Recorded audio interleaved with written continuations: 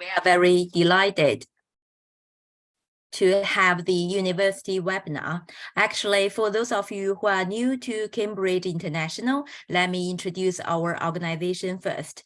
Cambridge Assessment International Education, we prepare school students for life, helping them develop an informed curiosity and a lasting passion for learning. And we are part of the Cambridge University. Since last September, we have hosted this Wednesday University webinar series to invite top universities from the world to share their application requirements and the featured courses with all of you.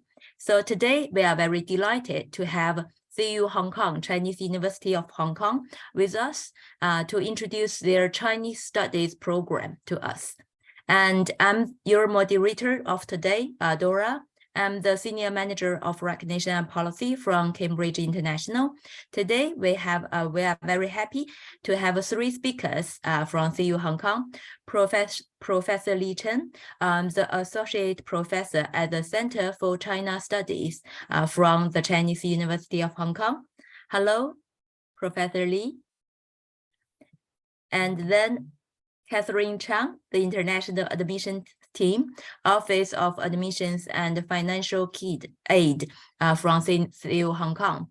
Hi, Catherine. Hello, and Laura. Then, hi. And then we have Jeff T, the project coordinator, also from the Center for China Studies of CU Hong Kong. Hi, Jeff. Hello. Hello. Hi, welcome all. And today we are going to take about 40 minutes to give you some presentations and learn more about the excellent Chinese Studies program with CU Hong Kong and the admission requirements of it. And later we are going to stay about 15 to 20 minutes to take all of your questions from the Q&A session. So now, without saying too much, I will pass my mic to Professor Li. So, Professor, please. Thank you, Dora. So I will just share the screen.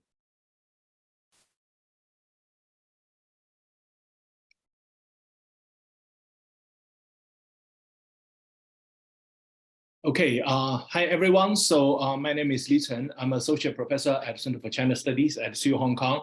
So it's my great pleasure today to have this opportunity to share with you some information about our program. I would also like to take this opportunity to thank Cambridge International to provide this platform and opportunity, and also the support from OFA, our university's team responsible for international admission.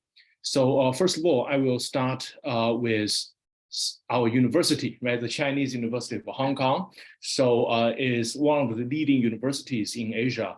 So founded in 1963. So now it's exactly 60 years anniversary. So it is part of our mission to promote research and teaching on understanding China by combining tradition with modernity, and also reach China and the rest of the world, right? By bringing together China and the West. So we have a beautiful campus, as shown in some of these pictures here.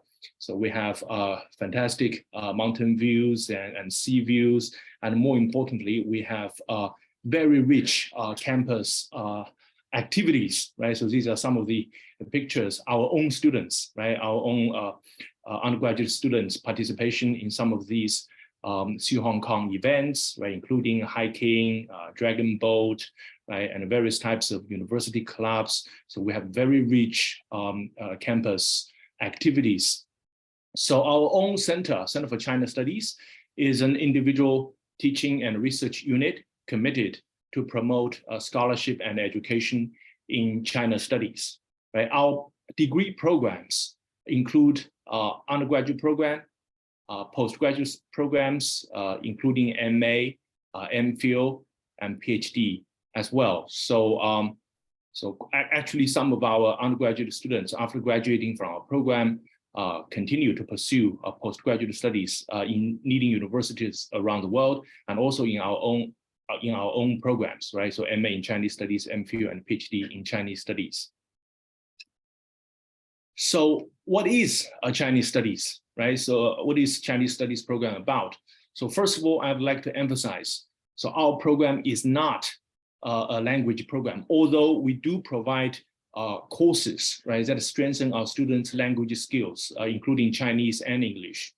But our focus is really to train the new generation of global China expert who can not only understand the complexity of China's society, economy, and its development, but also having the ability to communicate their understanding of contemporary China in a global context to a global audience, regardless of what kind of scenario they are operating within, right? So this could be in an academic scenario, could be in a professional scenario, right? So regardless of what kind of a career they pursue in the future, we would like to train our students to become a global China expert, having this ability to analyze, understand China in a global context and communicate their understanding effectively, right, to a global audience.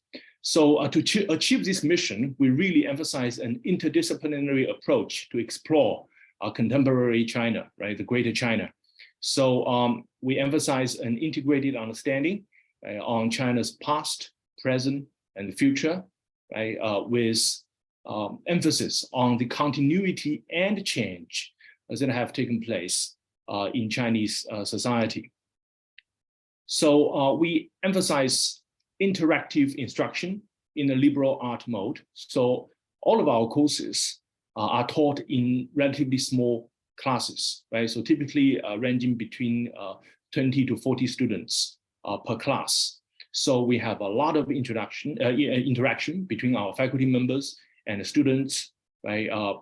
And we emphasize immersive learning through targeted language, right, and social cultural experience. So we teach not only in traditional classroom mode, but also bring students, right, to different parts of China, right, to organize field trip, social enterprise projects, right, to bring students to have this kind of firsthand immersion experience, right, for them to really learn in a real-time environment, right? So what China is like, right, in different aspects of China. So over the years, we have brought students to different parts of China, including Beijing, Shanghai, Shenzhen, Guangzhou, Foshan, right, Sichuan, right, not only urban China, but also rural China, right? So our students are very diverse in terms of the background. We have international students from different countries. We have local Hong Kong students. We have mainland students pursuing international curriculum, right? Having students with different background, with different level of understanding on China, and with different intellectual interests, right? Bring them together to a real-time environment in China so that they can observe, interact, and then try to make sense of how to understand China from different perspectives, right? I think this has been a very important part of our teaching. And we very much emphasize training our students with strong empirical research skills, analytical skills, and communication skills, right? So this manifests in every dimension of our teaching. We bring our students in those different sites and to arrange them to do interviews, right, under the supervision of our faculty members as part of the empirical research projects, right? In classroom teaching, we assign students into different groups, right? And we require them to conduct intensive readings and conduct presentations to communicate their views effectively to students and faculty members from different backgrounds. So all of this contribute to strengthen our students' analytical and communication skills. So, and our students have a highly internationalized network in terms of their future career development, right? So whether they would like to pursue an academic career or professional career in business, in NGO, in public policy or media and education, right? So our network is very broad and diverse. It's very good network for them to launch a career that is related to China, Greater China, including both Hong Kong, mainland China, and also abroad. So some of these pictures shown here are our students participating in classroom small group discussion, right, and also interviews in the field trip, right, and also campus activities. So to achieve our mission, right? So we have a very diverse and a balanced faculty team, right? Including, in terms of our research and educational expertise, right? So our faculty members include experts in Chinese history, political economy, anthropology, literature, film and culture, governance, international relations, right? So all of our faculty members agree on the emphasis of interdisciplinary approach in teaching and research on understanding China. So, and our faculty members are either international scholars who have extensive academic training and working experience in China, or Chinese scholars who have extensive academic training and work experience in other countries, especially in the global leading universities in the West, right? So these 8 faculty members are our core team. So Professor Yan Kaili is a historian trained in UC Berkeley, right, American scholar. So myself grew up in mainland China, did my undergraduate in Peking University, and then did my PhD in University of Cambridge. So my background is in political economy, economic development of China. So Professor Tim Summers, our MA program director, he is a very experienced diplomat, actually, before joining academia. So he got his PhD from CUHK Hong Kong in politics and international relations, and has rich experience, not only on academic research related to China's foreign relations, but also on practice of diplomacy. And then Professor Gao Yunwen is a scholar in literature and cultural studies, who has done her PhD in University of South California. And then Professor Christopher van der Troost is a Belgian scholar who is an expert in Hong Kong's film and cultural studies. Professor Wang Xiaoxuan is a historian trained in Harvard University, right, who does very important research on modern Chinese history. And Professor Jacqueline Lin Zhenru, she's an anthropologist, right, trained in University of Cambridge, and also Dr. Sun Ling, an anthropologist trained in CUHK Hong Kong. So as you can see, we have a very diverse international faculty team, and who have expertise in different disciplines, and we have the ability to combine the teaching on China, right, with rigorous academic methodologies in different academic disciplines. So in terms of our curriculum structure, right, the students are required to take 123 units, right, before graduation, right? So this is our basic university framework, and within which students are expected to take 72 units from our major and 39 units from university and free elective courses. As you can see here, so CUHK Hong Kong very much encourage our students to shape their own learning trajectories, and by providing them with substantial flexibility and autonomy, right, in choosing courses that they find interesting, right, choosing courses that are consistent with their own vision about their own intellectual development and personal growth. So these 39 credits of university and free electives provides a lot of space, right, for students to choose courses that fit their interest. And our own requirement, right, in terms of the major requirement, 72 units, provide a rich set of courses covering different aspects of China studies. Again, providing sufficient space for our own students to choose courses that match their own vision and interest best. So in year 1 and year 2, our focus is to strengthen the foundation of our students' academic training by providing a set of introductory courses that can serve to provide a well-rounded training, right, for our students at the beginner level. So first of all, we require our students to take introduction to Chinese studies, which basically have all of our faculty members to give introductory lectures on different aspects of China's development, right? So social, cultural, economic, political, right? the historical aspect, the contemporary aspect.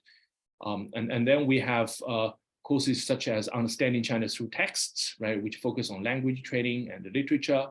And then we have State and Market in Modern China, which provides an introduction on China's political economy, right, how to understand China's economic development and the interaction between the government and the business sector and in shaping the economic development. And then we have China's business environment, right, which focus more on the firm level, understanding how business environment interact with different types of business firms operating in China. Right? And modern Chinese literature is about an introduction, right, to China's literature, modern Chinese history, an introduction to history, and then unofficial China, etc. Right, a very rich set of courses. And in year 3 and year 4, so we provide more advanced courses for students to pursue, and in those more specialized fields, right? So if students are more interested in understanding Chinese politics and public policy, right? So they can take courses such as China's strategic and diplomatic culture, right? If students are more interested in the Chinese economy, right, they can take courses such as financialization and China's development, innovation, catch up and China's development, and etc. Right? If students are interested in history, cultural studies, we have courses such as cultural history of China, China on Screen, right? And in the 4th year, we very much emphasize the research skills development for our students. So we train our students by offering them research methodology course, right, and requiring all of our students to complete a capstone research projects, right, under the supervision of our faculty members, close supervision of our faculty members. Right? So each student will identify a research topic that they find most interesting, most exciting, right? And then we will assign faculty faculty member with relevant expertise, right, to closely supervise them. And then on top of this, we have required immersion studies components, right? So we expect our students during the summertime, right, to join our field trip, social enterprise project, and immersion studies courses, right? So and to strengthen their understanding of China, right, in real-time environment. So and in addition, so CU Hong Kong, our university offers a very diverse, exciting set of general education courses that really cover a very broad spectrum of academic disciplines and topics. So over 200 courses offered by various teaching departments, and our students can choose courses in this category, right, to further strengthen the intellectual growth as well, on top of our major requirements and faculty requirements courses. So these are just a list of some of these courses that serve to fulfill our program major requirements. As you can see, we classify them under several categories. So first of all, in terms of introductory courses, right? So and faculty package courses, and then we have language courses, right? Students with different levels of language proficiency will be assigned to different courses, right, to strengthen their language skills, right? So all of our courses, except the language courses, are primarily taught in English, right? So we do not require our students to have any previous Chinese language background, but we do require our student to learn Chinese language, right? So we hope to strengthen, we hope to improve their Chinese language skills. So we also have a category of experiential learning courses. As I mentioned, this includes summer field trip, social enterprise projects, social cultural immersion, right? So we will bring students to different places in Greater China, right, to enrich their experience, right? And we have this category of research component courses, which is for the final year student, right, for them to learn research methodologies and also to practice research methodology and their research skills by working with the faculty members on their capstone research project. Right? And then we have this category of major requirement electives, right? So these are elective courses offered by our own unit, offered by our own faculty members. As you can see, it covers a very diverse set of topics, right? History, China's political economy, literature, consumer culture, Chinese philosophy and religion, right? Science and technology, media, China's governance system, film studies, regional order, right, and etc. Right, and these are just some examples of the major elective courses we offer. So, and then of course there are free electives, right? So, and then students fulfill this 123 units for graduation. And our university also encourages our students to explore opportunities of double major, major minor, right, and also other elective courses possibilities, right, depending on students' own interests. So these are some of these courses that are very popular in our program. So, for example, business in China, right, governing China, urban China, right, religion in China, right, China on screen, and etc. Well, and our program emphasizes interaction closely with close interaction with the corporate and policy community, right? So we regularly invite experts and leading professionals in Hong Kong and mainland China to visit our program, to visit our center, to give talks, right, to arrange events for our students, to have this opportunity to interact with very successful professionals. For example, these are some of the recent events we organized together with Hong Kong Financial Services Development Council, our Hong Kong Foundation, and inviting leading experts, right, from these institutions to share their wisdom and experience with our students, right? We also organize a very rich set of academic events, inviting scholars from different universities, right, both from China and outside China, to share the research with our students. These are some of the examples of career-related events we organize for our students, right? So quite some of our students pursue career in Hong Kong, right? Especially in financial services, right? In the business sector, right? So we invited, for example, here, very senior executives from Bank of China International, from PwC, to share their experience with our students. So these are some student feedbacks, right? So a very small sample of a very rich set of student feedbacks we have received from our students, right? So in general, our students, regardless of what background they come from, right? So they have very different backgrounds. Some of our students, they know China fairly well. Let's say if they come from mainland China, but they may not have a rigorous academic training in humanities and social sciences, right, to analyze China from global context. Some of our students, let's say from other countries, international students from other countries, they may not know China that well. They may not have any previous Chinese language training at all. But all of the students from different backgrounds have found our programs very helpful in terms of their academic growth, intellectual growth, and career development, right? So some of our students find this enhanced analytical skills, right, on China very helpful, right? For example, Henry, he pointed out he's a local Hong Kong student from our program, right? So he really has deepened his understanding of China and the world by receiving the rigorous academic training of our program, right?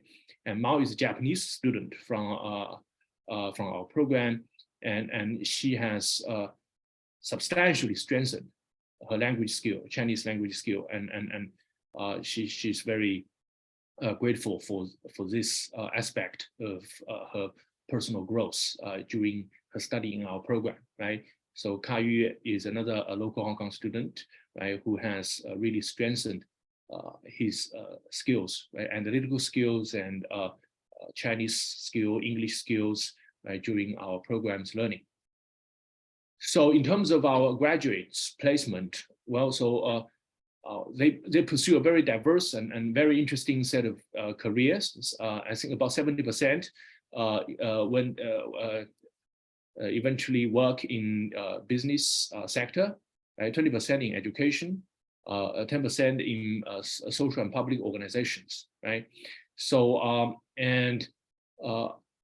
for students who pursue academic career or pursue postgraduate studies, we have got our students into a lot of different leading universities around the world, right? Including Harvard, Chicago, UCL, SOAS, right? National University of Singapore, right? And Monash University, Johns Hopkins, right? Tsinghua University, right? Hong Kong University, and our own university, and etc. Hong Kong University of Science and Technologies, etc. Right? In terms of students pursuing business career, we have had a whole range of different set of sub-business sectors, right? Including consultancy, finance, tourism, hotel, real estate, right? And media.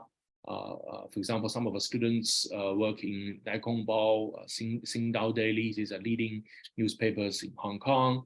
A lot of our students work in NGOs as well. And some of our students even work in multinational companies in various sectors, such as shipping, right, Mask.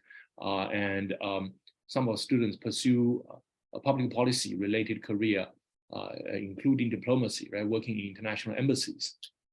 So it's very interesting, very diverse set of career development. So basically, we expect our students to graduate with an integrated, multidisciplinary understanding of the complexity of Chinese society, Chinese development, right? And with very strong analytical and communication skills, and being able to communicate their understanding with a global audience in English about China, right? We also expect our students to have very strong cross-cultural networks and sensitivities. We expect them to be fully comfortable working in Chinese environment, right, and in a Western environment, right, and being able to communicate their understanding of China in the international environment, and also being able to communicate their global perspective in a Chinese environment, right?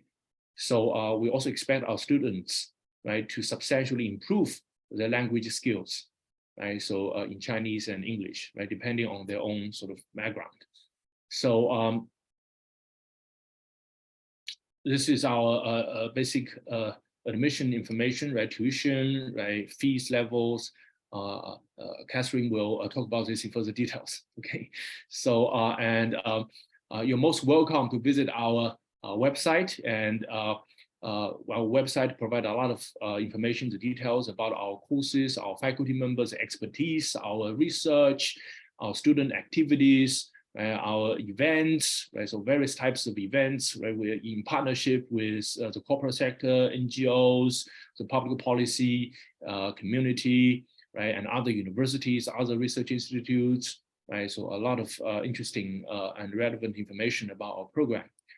We also share some of our events through social medias, various types of social media. So we have Facebook, we have Twitter, we have YouTube, right? You're most welcome to visit these sites. And our colleague who is responsible for BA admission, Mr. Jeffrey Tan, he's here, right? And he will join our Q&A session.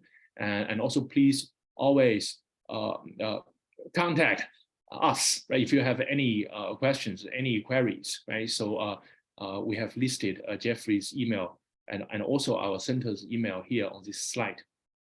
Okay, I think that's my part.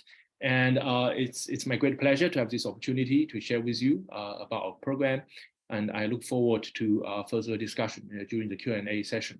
Now I will just stop the slide sharing, and I think Catherine, you will continue, right? Yeah, thank you, Catherine. Yes, thank you, Professor Li. for providing all the fruitful information about CUHK and also the Chinese study. So allow me to share my screen as well. So while I will provide additional information on top of what Professor Lee already shared. So today's section will be also focused on the international admission. So how to apply after doing all this journey that Professor Lee shared. So as I mentioned, this is the international admission scheme. So if you were currently taking a Gaokao examination or a candidate, you have to refer to another mainland China student application scheme. So more detail will be on our website. So basically, I know today most of you are taking A-level result, and then maybe some of you are taking IB, SAT, ACT, and AP. We were all accepting this international qualification. So then for IB, this is what we're talking about here is the minimum admission requirement. Okay, for the first part is the general requirement for the IB, A-level, and other high school graduate diploma. We also have, I know that we have other nationality joining this talk as well. So if you're taking other international qualification or your local qualification, which is not listed here, you can go to our website or by scanning this QR code for more information. Apart from the general requirement, we're still required to every student to take the language test. As you know, the CUHK, most of the course we offer over 70s programs. So apart from Chinese studies or all of the program we will be teaching in most of the course we'll be talking English. So then English requirement it's necessary. So you will take one of this will be fine. You don't even have to take all of this. And again, also depends on the program specific requirement. So then with this 1, 2, 3 academic results, so then will be based on your basic application material. Again, for the details, I won't go through it, and you can go to our website to check it out. And then for applicant taking AIB, A-level, or other Cambridge Pre-U courses, so some of your subjects, when you applied at CUHK, you will got the advanced standing, which means it's like credit exemption. So then as you heard from Professor Lee, in order to graduate from CUHK, you have to take a minimum of 123 units. But by having this international qualification, you might, some of the students may have a total number of units reduced by up to 24 units. So maybe it's, in a sense, it means like instead of 4 years of study, it might be reduced by up to like only 3 years of study. So again, the details, so when you apply, there is some section you have to click, do you want to admission with advanced standing or not? But basically it's like exemption of certain units. This is the estimated annual cost per academic year. So then with the tuition fee, hostel fee, and then estimated living expenses, it will be approximately 195,000 Hong Kong dollar per academic year. So of course, depends on if you were staying in school in CUHK or not. For all the international students, you are all guaranteed for 3 years out of 4 living on campus, unless you have your own living arrangement outside campus. Otherwise, you can also choose with stay in CUHK. We do offer numerous scholarship opportunity. So then when you submit your application, you do not have to submit another or additional application for the scholarship. Every applicant will be automatically reviewed by our scholarship team. For some other special country, also we have the Bear and Road scholarship from the Hong Kong government as well. So then the CUHK admission scholarship, it's some merit basis. So it's based on all your academic and non-academic application material. It's on a competitive basis. And then the amount will be covering up to full tuition and allowance. So again, depends on your the availability of funding each year, and also how many outstanding candidates every year. Again, we have scholarship, but it's limited. It's not unlimited. Okay, and then as I mentioned, with certain country, for example, Bangladesh or Malaysia, Indonesia, we will also have, they are eligible to apply for the Hong Kong government Belt and Road Scholarship. So apart from like connecting with CUHK and also Chinese study, well, of course, all of you are welcome to join the upcoming event from CUHK admission team, and also what just Professor Lee mentioned, that upcoming event in May. So then in next Tuesday, we'll also have a live chat section. If you have any question, would like to further check with our admission team, feel free to join. And also to stay connected, check out more detail from our website, our YouTube channel, and then hope to see many of you at CUHK. So that's my part to give you some basic information. Thank you.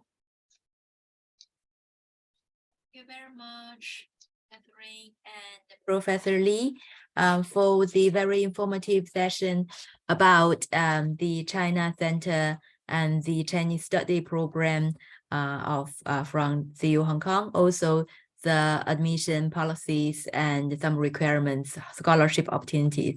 They are very helpful to the students. And now I have seen some of you are leaving questions, so let's pick some of them for you. And also for those of you who have questions, please feel free to leave your questions in the Q&A session. So first of all, I think there are several of them have mentioned, actually, do you have a cap for how many mainland China students you are able to accept in both maybe CU Hong Kong, also for the Chinese study program? Do you have requirements of on one specific nationality or location? And do you have a cap or number of limitation for students you can receive? So allow me to take this question. Yeah, well, of course, we have many outstanding applicants every year. So we work closely with all our programs. So then when you submit your application material, basically, please make sure you submit all your academic and non-academic information. And after that, and then both the program and our admission office will review the material together. And then, of course, most outstanding students, and then also not only academic, but both non-academic, we will have to review holistically, and then offer will be made. So I cannot give a specific number that there is a cap or not, but again, we were not able to, the point is like we cannot take all the students, and then, but we do waiting for good applicant from the application cycle. Thank you very much. That's helpful to learn. And then there is one question about for A-level students. Do you only require 3 A-level, or as you have mentioned, the 2 A-level plus 2 AS level only, or you will also look at their high school transcripts, for example, grade 10 to 12, like IGCSE and other curriculums as well? Again, yes, as well. We will also review all the academic background information. Of course, as I mentioned, so the more academic and non-academic application material that makes you more outstanding, please do share. And then at some point, we will also need to refer to your high school result as well, because at some point when you're studying you're studying at the high school while you're taking the A-level in as an international qualification. We want to make sure you have a consistent track record, not only inside school, but also taking the international qualification. So again, all the application material about yourself, do let us know, and that will review it in a holistic view. Thank you very much. I have been a couple of questions regarding scholarship. So for example, there are questions about would you consider South African students or in general African students for scholarship opportunities, and how much is awarded, and what's the time option available for A-level students to apply? So I would say Professor Lee will agree with me that of course we'll welcome South African as well. So as you know, CUHK has a diversity and inclusion student background. And then so we welcome all nations. Okay, as long as you submit your application material, and that will review it. And with the scholarship, again, outstanding student will be nominated by our scholarship team as well. And as I mentioned earlier, it will be cover again, it's a merit space, and then it will, if you're able to be selected as a scholarship recipient, then it will be able to cover full tuition plus allowance. Okay, and then anytime our application is still on until May. So then submit it anytime. Don't wait until you have your A-level result, because that will only come in July or August. So submit it now. And then most of our offer holder, in the current situation, we will give them conditional offer. Unless you already had your A-level result from previous year, then of course you will get firm offer. Otherwise, so submit it as soon as possible. Because, for example, maybe Professor Lee can also add on information with your program, organize interview, because some other program will have interview. So submit your application earlier, so then all professor and then related staff can spend time in arranging meeting time with you. Yeah, thank you, Catherine. If I could jump in and add on this. So first of all, we do conduct multiple rounds of interviews for our international students, right? So after screening, so first of all by our Jeff, and then the second round by our professors, myself, for example. So secondly, on top of the university level scholarship, so Faculty of Arts also has international students scholarship, and our department, the Center for China Studies, also has a small department level scholarship, right, for international students. But as Catherine mentioned, so these scholarships are not without limit, right? So it's merit based, and it's competitive. Thank you. And to add on the scholarship, so apart from the admission entrance scholarship, or from the program level or department level, because CUHK has a unique college system. So then that means it's a place that you stay in CUHK campus. So we have 9 colleges. So each colleges, they also have certain funding for the scholarship opportunity. So of course, those will be subsidies to help the living expenses when you stay in CUHK. Thank you very much. That's very helpful. You have mentioned about interviews. So may we have more information on the interviews? If all the programs or some of the programs will have interviews, and what's the format of the interview, how the students or prospect students could be better prepared for the interviews. Can you share your thoughts, please? So again, we have over 70s program offered by out of these 8 faculties. So not all of them will have interview. Some yes, and some no. And then most likely for the time period will be online interview, and some might even have some written tests. So it depends on the program. But for the Chinese study, I will let Professor Lee to share more insight and tips. Yeah, thank you, Catherine and Dora. So before I answer this question, so let me just add one comment related to the previous question, right? We strongly encourage application from Africa, strongly encourage application from South Africa. Actually, I just went to South Africa. I went to Cape Town this January, right? So I think there's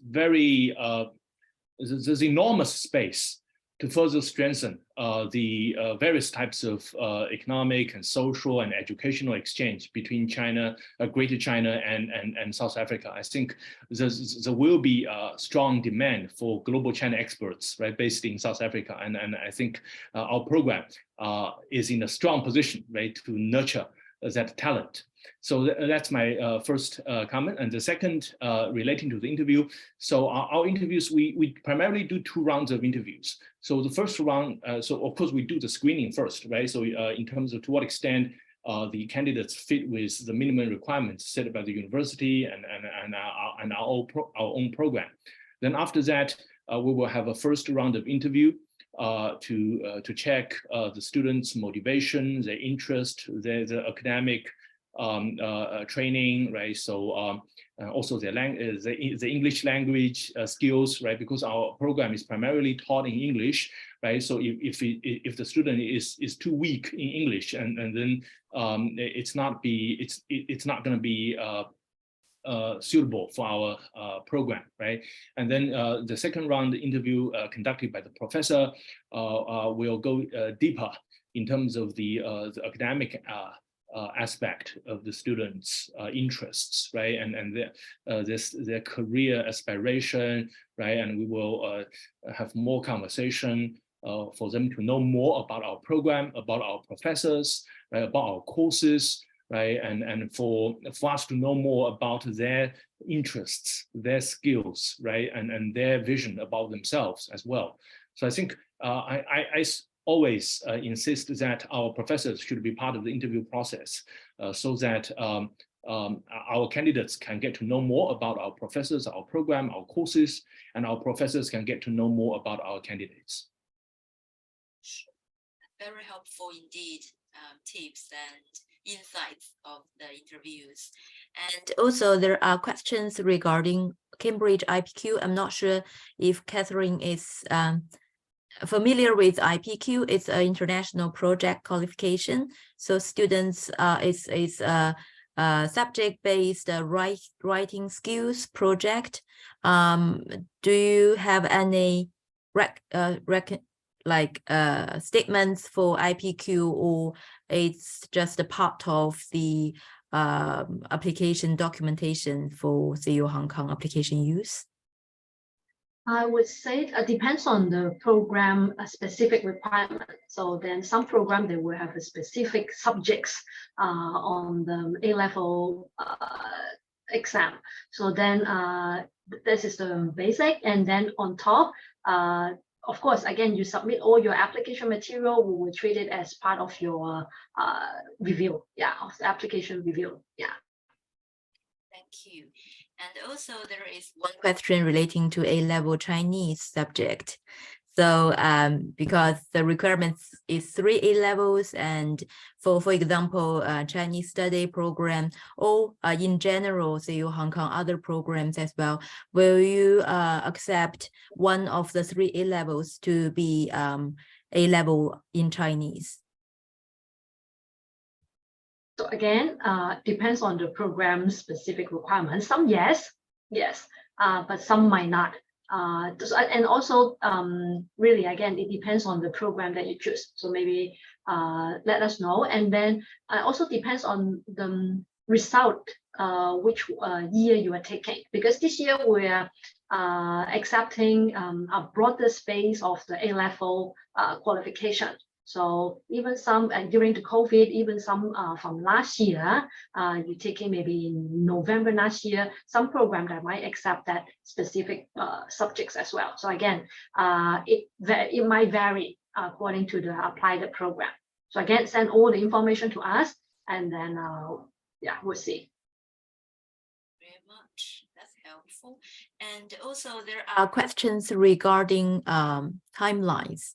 So they're asking about what's the latest date for decision, and can you explain a little bit more of the timeline for CU Hong Kong in general, as well as maybe Chinese study as an example? When will you normally open to start the application, and how will the decisions be made throughout the round, and then what's the final cutting date for you, etc., etc.? So allow me to share our website then, in this case. So this is our website. And then you may see this is the official CUHK admission website. So whenever you are applying for the Chinese study program or other program, it applies to all applicants. Okay, so actually every year we start the application cycle in October. Okay, and then there is the advanced offer deadline, which already ends 1 month after the opening. So then, of course, you apply earlier and you will have higher chance to be nominated in the early round. So then afterward, then we will have the regular round. So that is on a rolling basis. So then if applicant, they submit in advanced offer round, but they did not be nominated, then they will fall into the regular round. And then with the same rolling system with all other applicants. So until then, while the current extended deadline will be by March, and then ongoing will be in May. It cannot be too late because in early September, the academic term will be start, and all international students will have to apply for the student visa. So it takes time, not only for us and for the program to send you an offer, whether it's firm offer or conditional offer, but it also takes time for the Hong Kong Immigration Department to approve your student visa. So this is the timeline every year. So more or less the same. I will send the link. Well, again, it's under our website, so just check it out and then you will see it. So under our website, there is an application. As you see, we have different scheme. As I mentioned earlier, today we're focusing on the international qualification. So among that, you will check out more information about what I just explained, requirement, how to apply, and then the important date will be here as well. Even the fees of certain like tuition or coastal, so then all available here. That's indeed helpful. So please refer more details to the Hong Kong admission website, so you can have a more detailed timeline and other information listed over there. Thank you.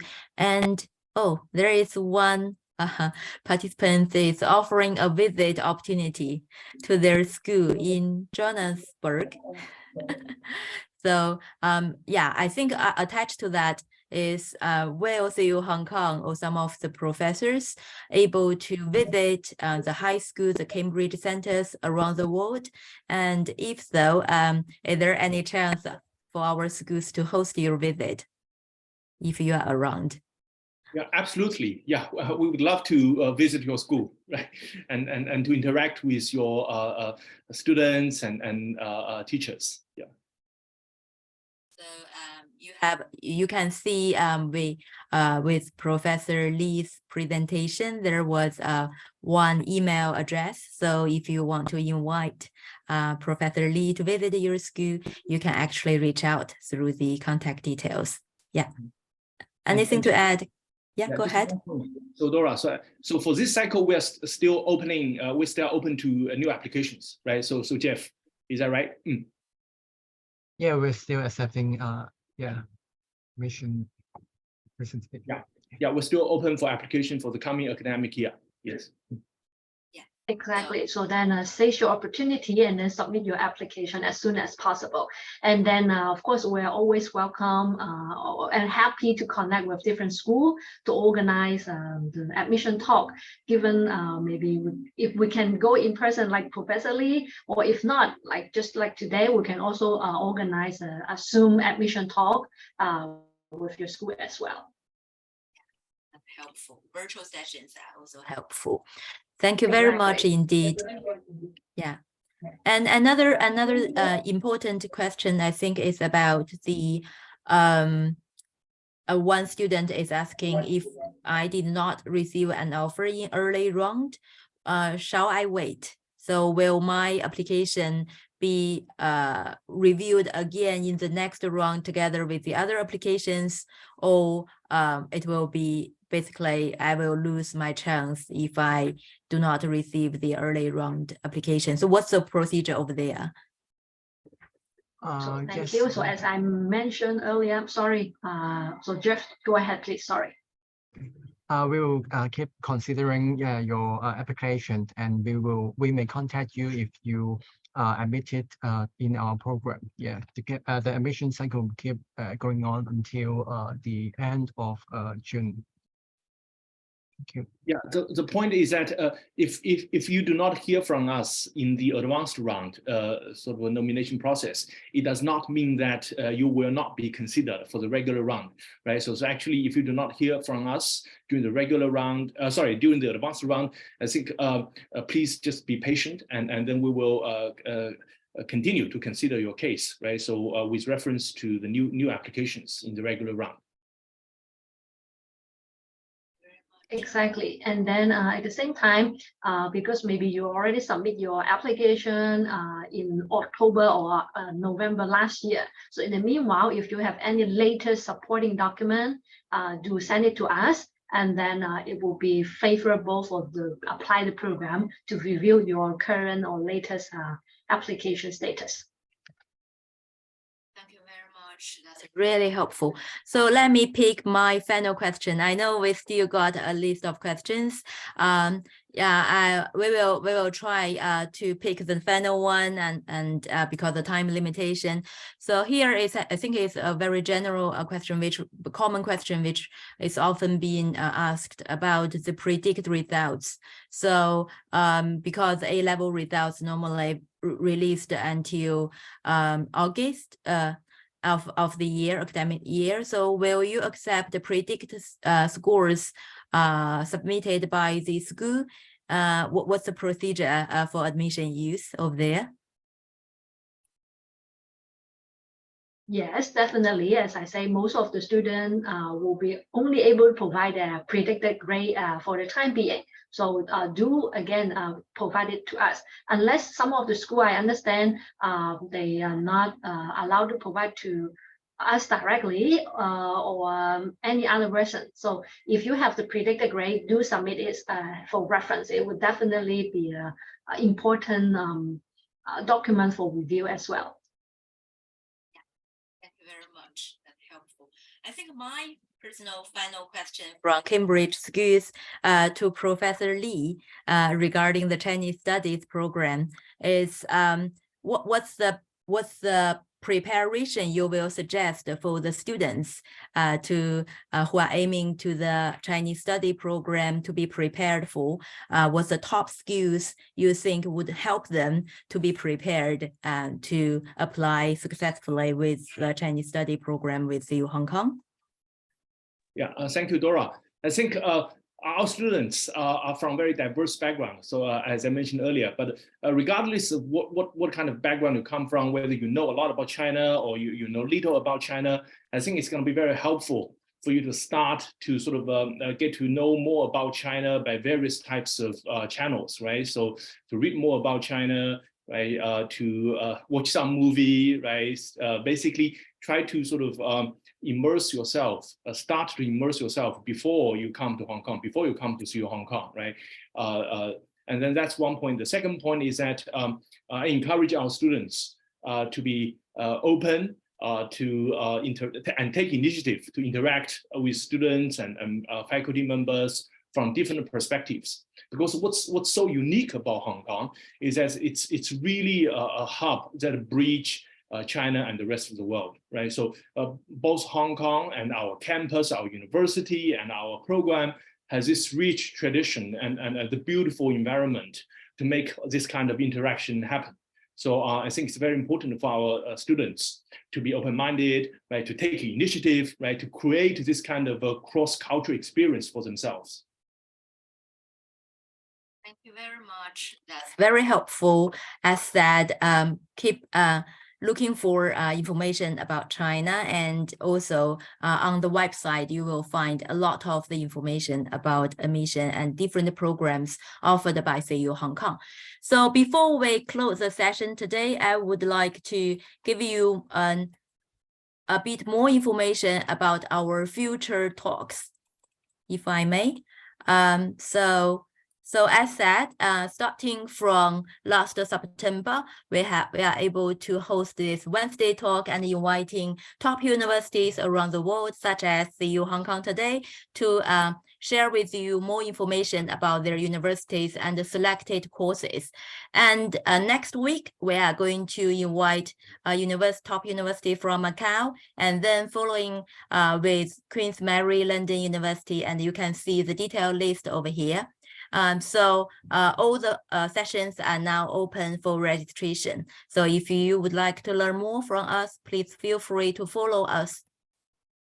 And I know some of you have asking about the recordings. So today's recording are going to be uploaded on the CC Talk.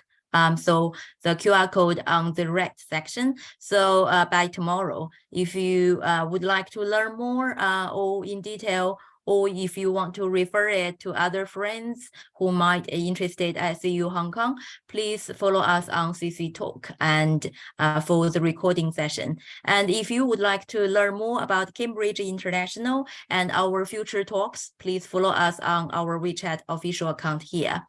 Thank you very much for everyone, for all the speakers.